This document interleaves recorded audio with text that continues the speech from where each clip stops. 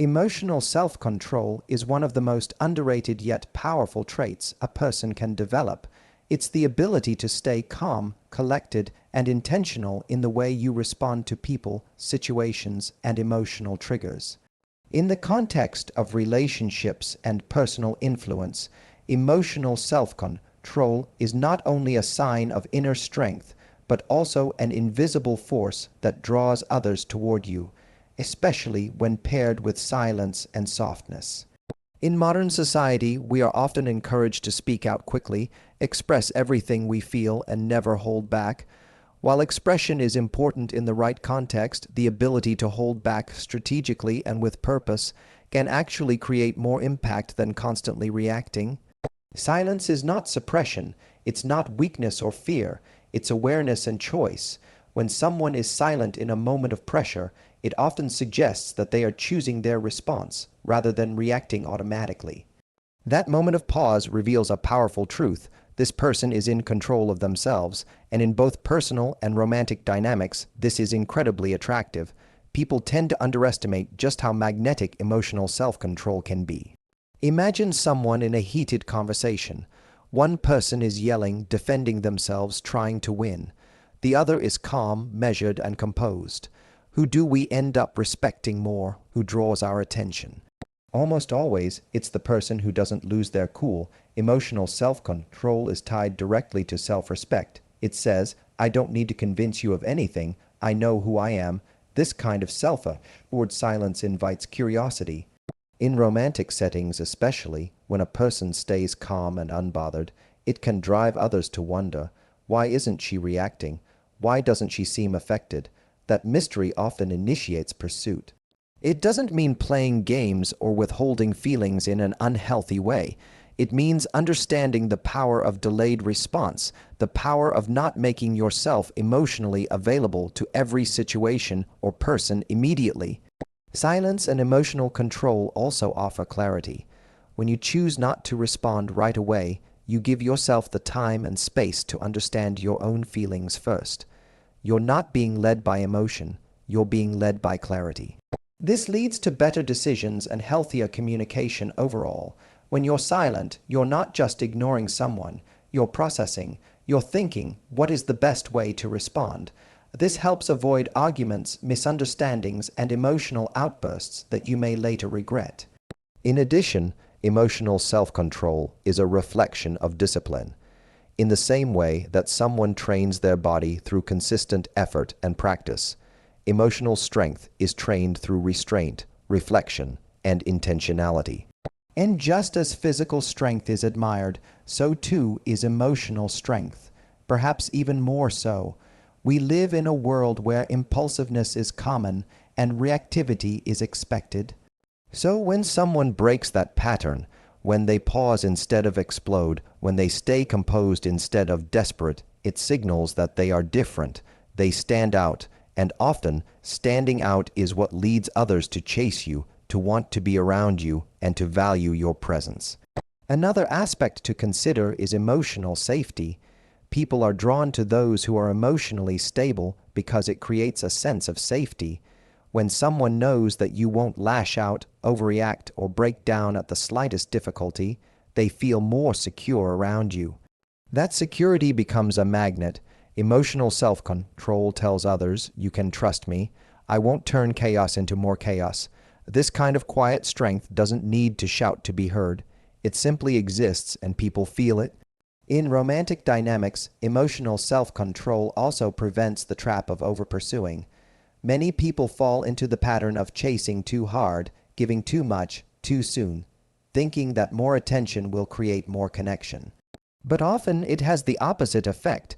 When you are emotionally self-controlled, you give space, you don't rush, you let the other person come toward you instead of always going toward them. This shifts the energy and rebalances attraction. You become the one who is centered, grounded, and in control, not the one scrambling for affection.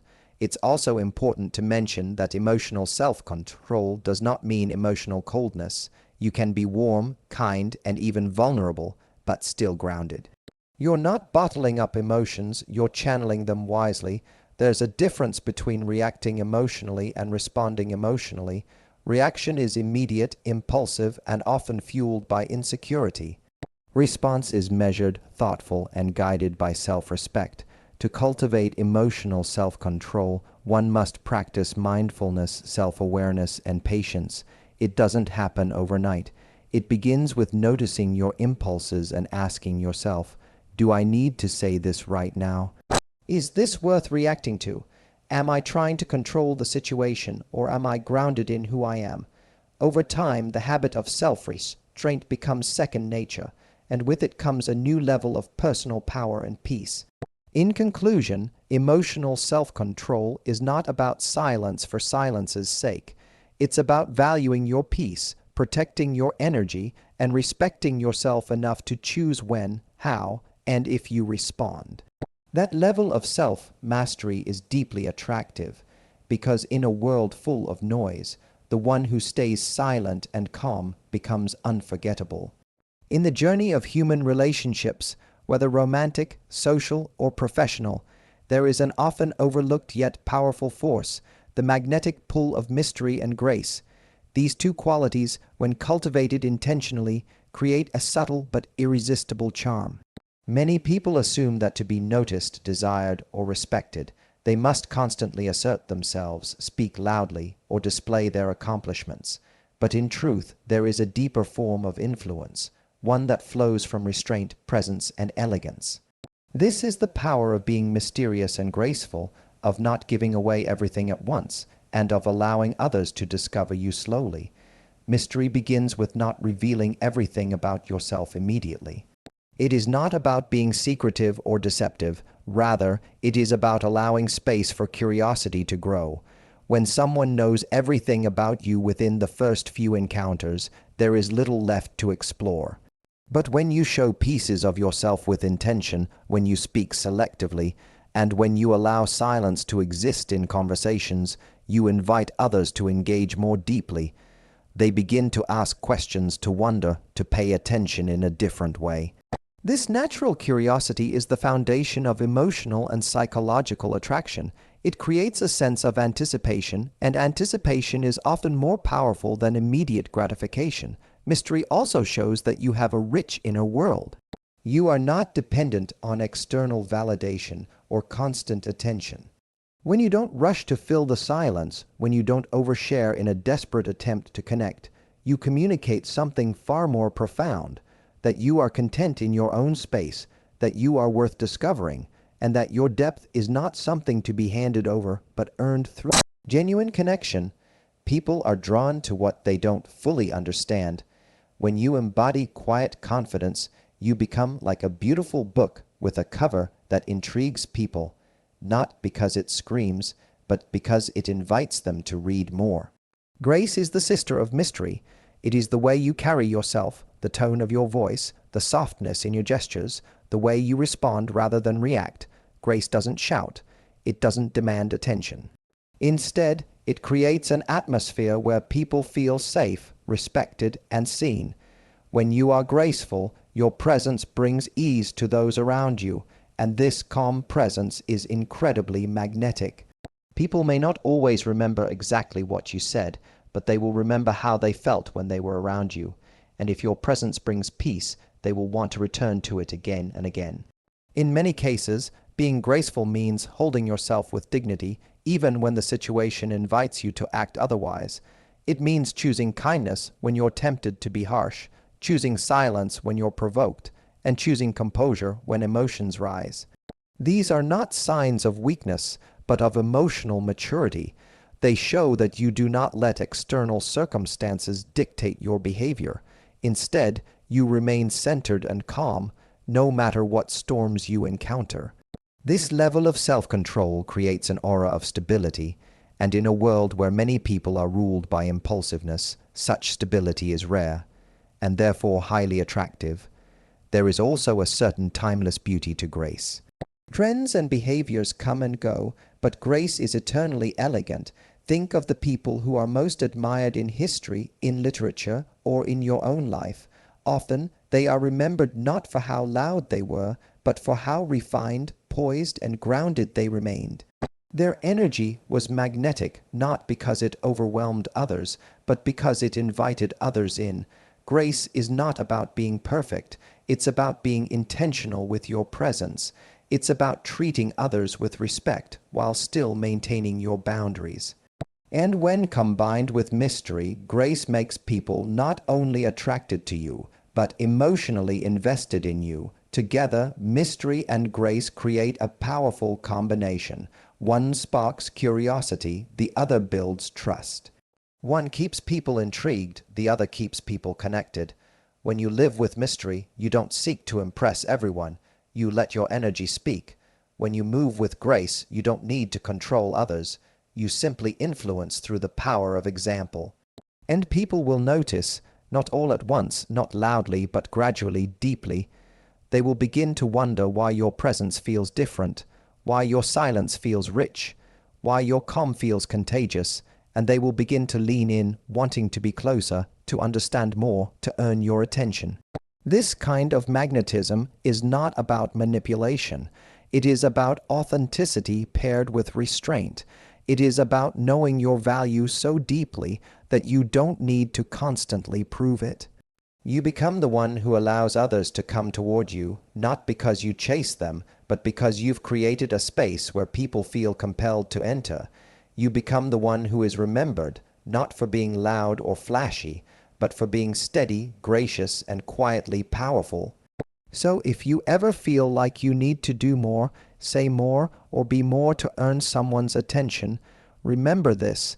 Sometimes the most attractive thing you can do is to say less, move gently, and let the mystery of your presence do the work. Grace doesn't chase and mystery doesn't beg. They both allow, and that is why they both captivate. Kindness is often misunderstood as a passive or weak trait, something soft, something simple, something easy. But in reality, kindness is one of the most powerful and strategic social tools a person can possess. When practiced with awareness and intention, kindness becomes more than just a moral virtue. It becomes a strength, a magnet, and a distinct advantage in both personal and social relationships. In the context of attraction, influence, and leadership, kindness has a profound impact, not because it demands anything, but because it invites everything. It opens doors, softens hearts, and earns respect in ways that force and control never can. One of the reasons kindness is so powerful is that it is universally understood and deeply felt, regardless of background, status, or personality. Every human being recognizes when they are being treated with genuine care and respect. It doesn't require a loud voice or a dramatic gesture. Often, it is the quiet, consistent expression of kindness, offering someone your full attention, treating them with dignity, speaking with warmth, that leaves the strongest impression. These simple actions might seem small in the moment, but over time they accumulate into something powerful, trust, and trust is the foundation of all meaningful relationships. Being kind to everyone, not just those who benefit you, reveals something rare about your character. It demonstrates emotional maturity and moral consistency. Anyone can be kind when it's convenient, when they are in a good mood, when someone is watching, or when they're interacting with someone who can offer them something in return. But when you are kind to the waiter, the driver, the stranger, the critic, when your kindness is consistent regardless of who you are with or what you are feeling, you communicate a message that goes beyond politeness. You say, "This is who I am. My kindness is not conditional. It's a reflection of my values." And that is what makes kindness so attractive. It signals emotional stability and confidence.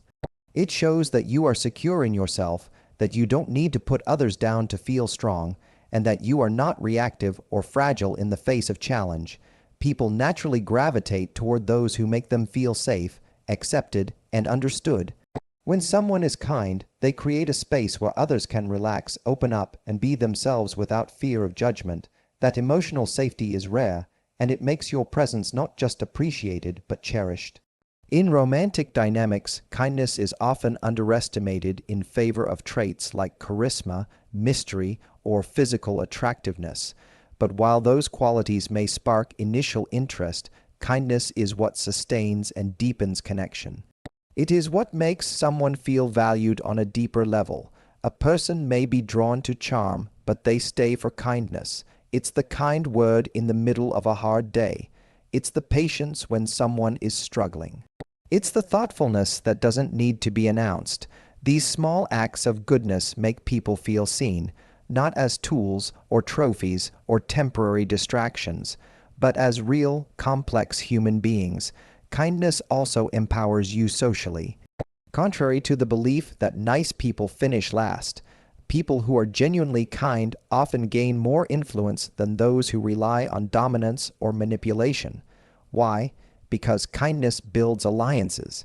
It builds networks of loyalty. People remember how you treated them, especially when you had nothing to gain from it. In times of need, they are more likely to support you, refer you, and stand by you, because your kindness built emotional equity. It built relationships rooted not in transaction, but in mutual respect and admiration. Of course, kindness does not mean being naive or passive. It is not about letting people walk over you or ignoring boundaries. In fact, the most powerful form of kindness is the one that exists alongside strength. When you are kind and assertive, kind and wise, kind and principled, you show that you are not acting out of weakness, but from a deliberate choice to treat others with humanity, even when it would be easier not to. That balance earns respect in a way that fear-based control never can. Another social advantage of kindness is that it diffuses conflict. When people expect anger and are met with empathy, their defenses begin to lower. When you respond to aggression with calm kindness, you often shift the energy of the entire conversation. Instead of escalating drama, you bring it back to understanding. Instead of creating enemies, you create opportunities for peace. This does not mean accepting poor treatment. It means choosing your response in a way that upholds your dignity without matching the other person's negativity. It is a silent power that disarms the loudest opponent. Moreover, kindness sets a standard. When you are consistently kind, you teach people how to interact with you. You create an environment where respect is the norm and decency is expected. You also attract people who align with those values, those who see and appreciate your heart rather than exploit it. Over time, your kindness becomes your filter. It helps remove those who only understand power in terms of control and draws in those who value connection, compassion, and authenticity. In a world where self-interest often dominates, kindness stands out. Not because it is flashy or loud, but because it is genuine and rare.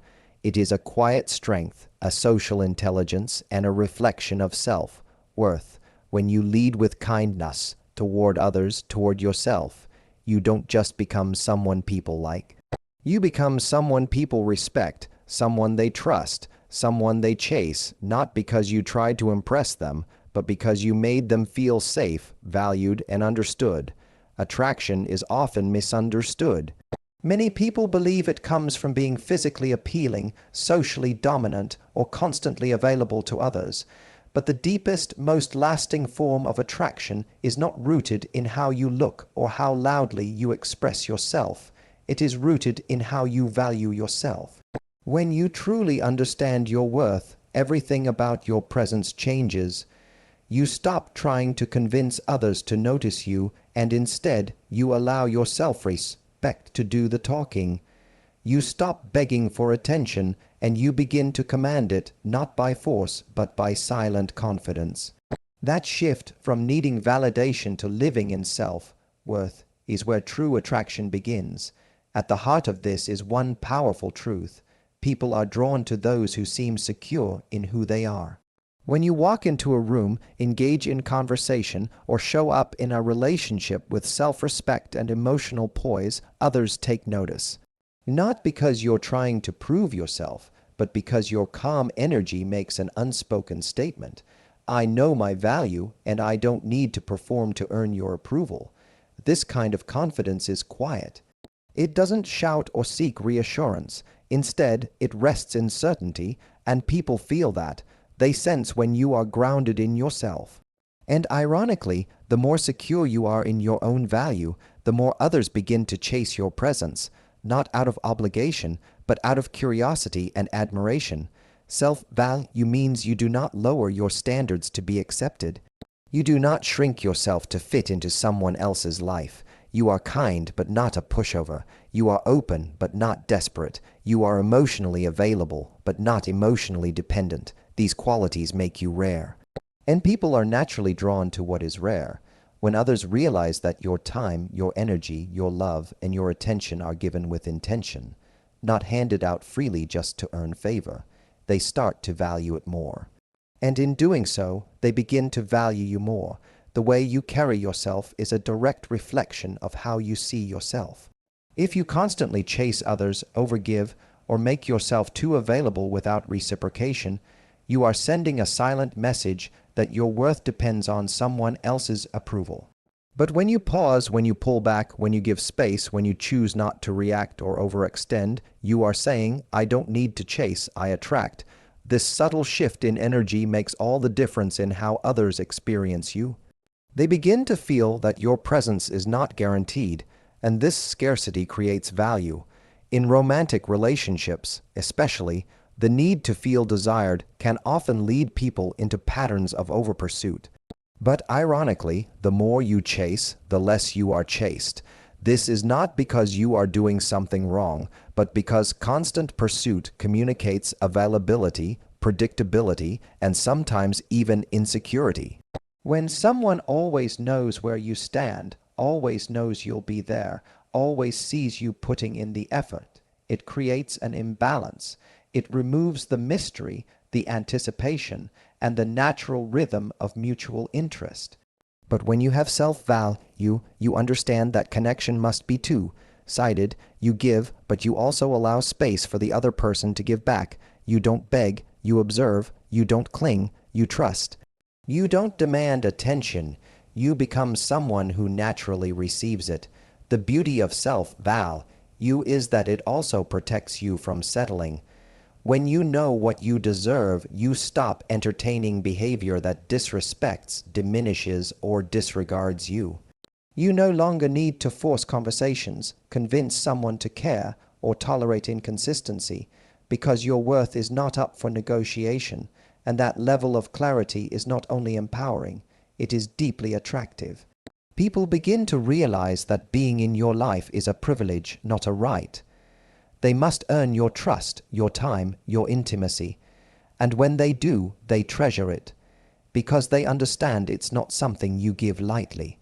Living with self-value also changes how you respond to rejection, silence, or distance. Instead of panicking or chasing for reassurance, you return to yourself. You say, if this isn't for me, something better will come. That kind of emotional resilience doesn't just make you feel better internally. It actually makes you more appealing externally, because people are drawn to those who don't crumble under pressure, who remain calm in uncertainty, and who keep their dignity even when things don't go their way.